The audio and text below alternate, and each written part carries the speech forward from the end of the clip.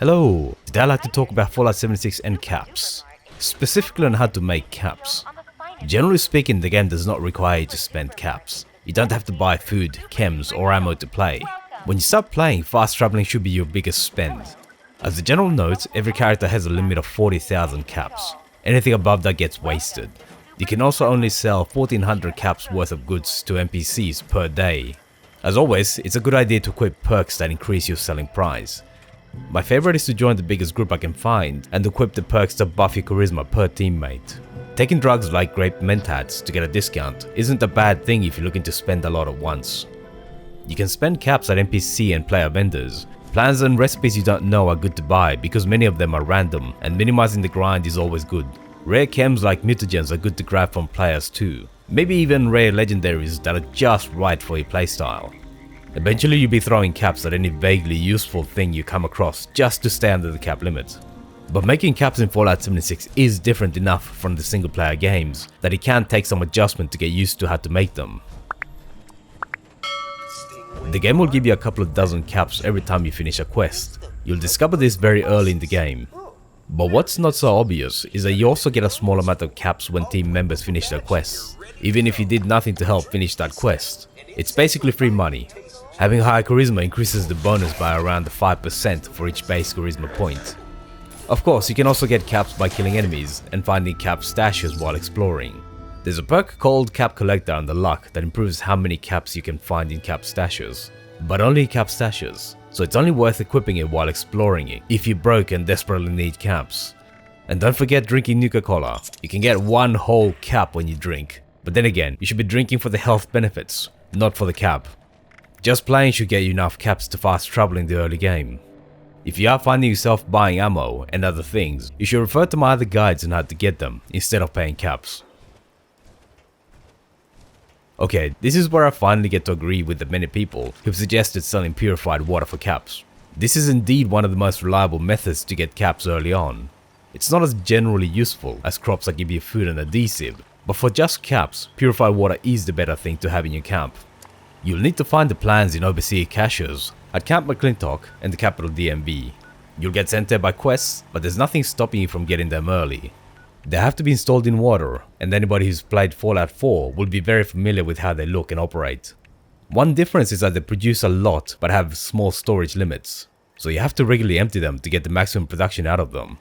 There's also a small purifier you get by doing an event at the racecourse. It's the only one you can install outside water, but it produces the least amount of water and it's not that useful when you're looking to farm water for camps. Another easy way to get purified water is to go to other player camps and take it. I personally only recently built a water purifier because I usually have too much water from just playing, so nobody will care if you take some from their purifier. Anybody who does will just put a lock on their machines. As mentioned before, crops are also a reliable way to get a small amount of caps. I generally wouldn't bother cooking them before selling because you don't get much more than for raw vegetables. There's also a number of locations to the west of the map, like Billings Homestead, that have a large number of crops that you can also pick if you're after cash. One tip is to equip the Green Thumb perk if you have it to double your harvest. You generally tend to pick up various types of meat from exploring and fighting anyway, so eating meat to get nutrition bonuses should be fairly easy.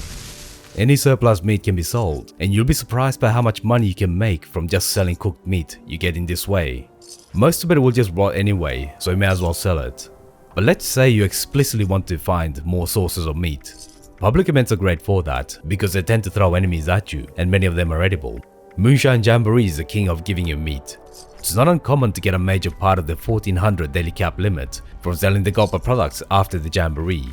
A few other ones to do just for meat are Swarm of Suitors, where you fight hordes of Mirelurks, Tea Time, where you get animals and insects, and Campfire Tales, which has lots of edible bugs. All of that is good eating and selling, and you can get even more by equipping the Butcher perk from Perception. Early on, junk might be scarce, but after a bit you'll end up with a constant surplus of stuff. It will eat up space in your inventory and your stash, so don't be afraid to sell most of it off. As I mentioned in the inventory guide, you don't need to keep hundreds of each type of material in your stash. Keep 100 or 200 at most and sell the rest. You'll have to bulk up items with zero value to sell them, but sell other junk without bulking it because they'll sell for more that way. Something similar goes with meds. You don't need hundreds of each. I typically sell off Rad X, Rad Away, and Stimpaks in that order because I have power armor and other gear to minimize rads, and radiation protection and curing isn't an issue for me. I'll keep about 20 of each and sell the rest if the vendors will take them. At the moment I've got about 400 Stimpaks in my inventory because I get more than I can sell every time I play. Selling surplus grenades is also a good idea. You won't get much in the way of caps, but they weigh a bit, so in the interest of freeing up inventory space, it's a good idea. You can go looking for bargains in player camps, but you too can sell to other players. You'll have to set up a vendor camp item, then use the vendor and transfer items to it, set the quantity and price, and wait for players to come along. Something to keep in mind is that items for sale take up stash space. Selling lots of weapons will be a problem, and even plans can add up if you're selling lots of them. It's best to stick to selling light items. The game will give you a suggested price. Most players will sell at a quarter or half of that if they're looking to make caps. How much you can make depends entirely on how many players come across your camp, so setting up in high traffic locations is a good idea. So always having lots of items, players are drawn to check out camps that have a lot of plans, or a bunch of 3-star legendaries. But ultimately, earning caps by your own vendor is inconsistent. It's best to set it up and forget about it. Every so often you'll get a message that someone's bought one of your items. Basically should be considered a bonus. There's also plenty of players, including me, that use their vendors as a form of charity. Items dropped at railway station luggage bags will eventually despawn and be lost. But if you set up a vendor, you can make it available for 0 or a few caps. Effectively, it's a permanent luggage bag. This type of charity is intended for new or low level players. Unfortunately, you do see high level players take advantage of that too often. That's fair enough, maybe they're out of Stimpaks or have a genuine need. But whatever you do, don't be one of those people that takes charity items and sells them for a lot more in their own vendor. That's just scummy. The game also has a lot of other currencies that you'll acquire by doing different activities. I'll briefly cover them for completeness. You've got stamps from pit expeditions, treasury notes from events, and scout badges. And now there's Nuke points from the newly released Nuke Tour update. Typically these niche currencies have a specific vendor who'll take them in exchange for goodies that became available as part of their expansion. For example, stamps give you upgrades to the Union Power Armor, scout badges allow you to purchase backpack mods, and treasury notes can be exchanged for gold bullion and then for Secret Service items and faction gear. These currencies are intended to encourage players to undertake activities that award them. You'll need to do expeditions to get stamps, and scout events to get badges. Gold bullion takes a different bent though. Every public event awards you treasury notes that you exchange for bullion at a rate of 1 note for 10 bullion. You can spend them at the headquarters for each faction.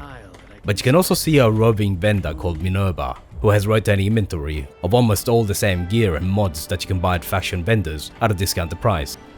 Gold is also unique in that it's the only currency that you can buy with caps. Once you've done the mission to capture the gold bolt, you can find a character on the 2nd floor of the Foreword tavern that will give you up to 600 bullion for 6,000 caps once a week. All other currencies can only be earned by activities. There's also legendary scrip, perk coins, and ammunition points. They're earned by selling legendary gear at an exchange, scrapping perk cards, or dumping ammo at an ammo converter. They can be spent to roll new legendaries, upgrade legendary perks, and get ammo that you do want. Basically, they allow you to exchange something of one type for something else of the same type. Earning caps in Fallout 76 isn't too difficult once you played the game for a bit. Just playing will give you plenty of caps, but you can also take some steps to maximize your caps by cooking and farming. As long as you're not spending like there's no tomorrow, you'll soon be at the cap limit and be looking for things to buy to stay under it.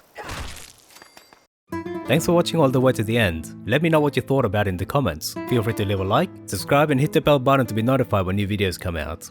See you soon.